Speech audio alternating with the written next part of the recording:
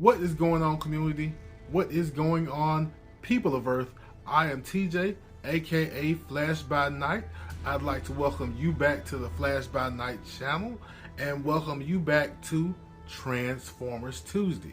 So today we are going to cover Marvel's Transformers issue number 12 with this blasphemous cover. Is it real? Is it fake? We'll find out in a minute.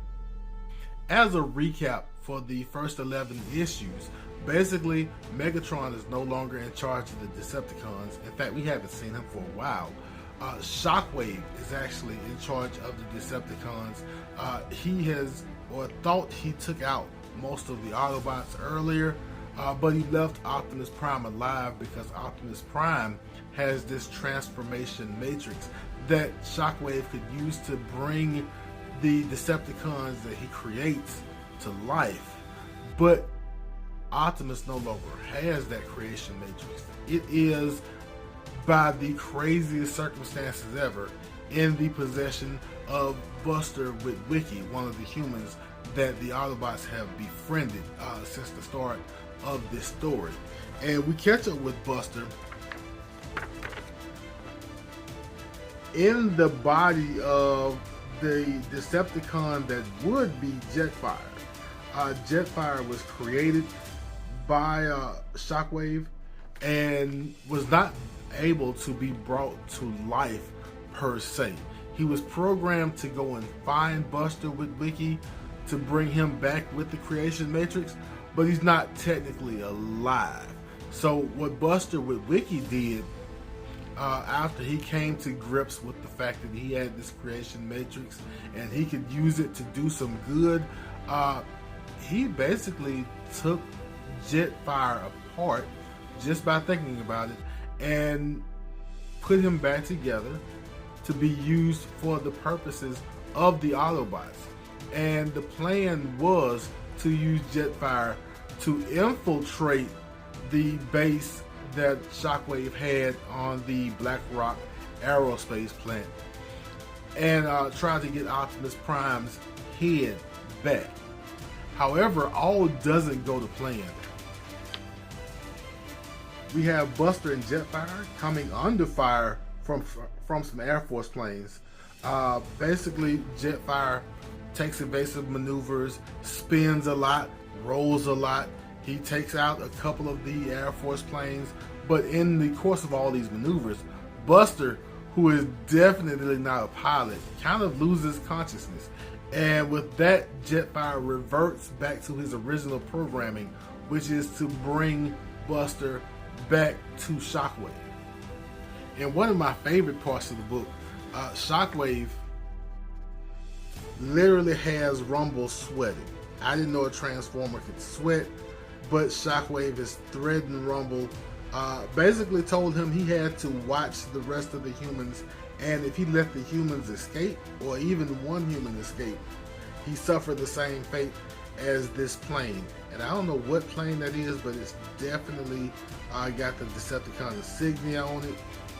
So Rumble is really, really nervous right now. Meanwhile, Shockwave has more important business to tend to, because Soundwave has alerted Shockwave to the sophisticated listening device that the Autobots planted in the aerospace plant. Yes, the sophisticated rotary phone.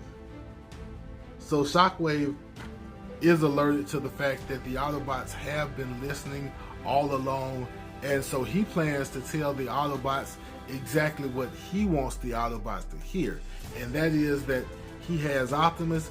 He's going to drop Optimus's head off in a certain lake so that the Autobots can go to the location that he wants them to go to execute this plan.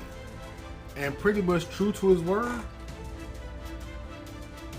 Shockwave does drop the head of Optimus Prime off in this lake in the location that he gave the Autobots. But unbeknownst to the Autobots, there was an ambush coming that they never would have seen. Optimus Prime has turned on the Autobots, along with selected Decepticons that Shockwave has sent out to carry out pretty much an execution.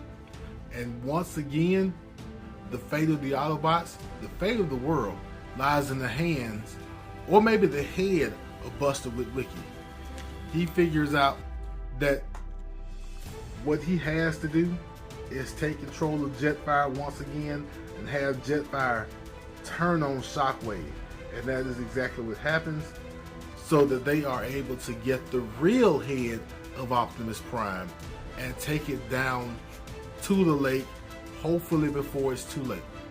In one of the weirder pages, because I don't know how science works, I don't know how this works,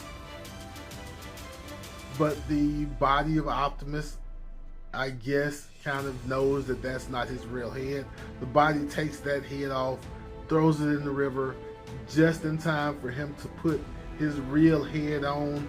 I don't know if Transformer heads actually work that way. That would make sense for the headmasters, but that's way in the future.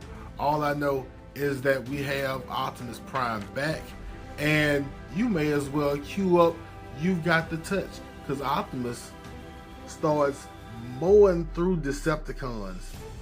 He's taking them out one by one until Shockwave himself shows up. Shockwave, of course, is no match for Optimus Prime when he is at 100%.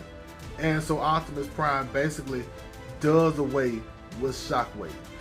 He doesn't kill Shockwave, of course, but let's just say Shockwave is down for the count long enough for us to say the day is saved, and for Optimus to go back and make sure that Buster Witwicky is alright. And as we wrap the book up, we see that Buster is okay, and also he has met up with Optimus Prime.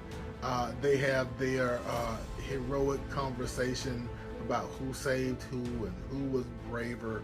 But also, again, I don't know how science works, but Buster gives the creation matrix back to Optimus Prime. And as you see at the bottom, when Shockwave is gone, Megatron will return. And that was issue number 12 of Marvel's Transformers. I enjoyed myself a whole lot. I really did enjoy finding out that no, Optimus is not an Autobot killer, but we did get really close to that.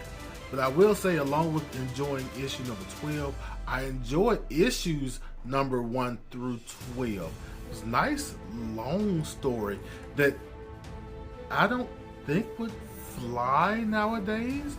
We had our main character basically kidnapped for 5 or 6 issues, only to come back at the end. I think that would frustrate some readers nowadays, but I guess we had more patience back then. I enjoyed myself. I hope you enjoyed yourself. I hope to keep this going, because this has been a blast. This has been a fun ride, and I appreciate everyone who has been along with me on that ride. But I hope you enjoyed yourself today. I hope you saw something you liked. If you did enjoy yourself, go ahead and hit that like button. And if you want to keep up with me, catching up with the Transformers, hit the subscribe button, hit the notification bell. Of course, feel free to leave comments. And as we always do at this time, love yourself, love others, and I will be back in a flash.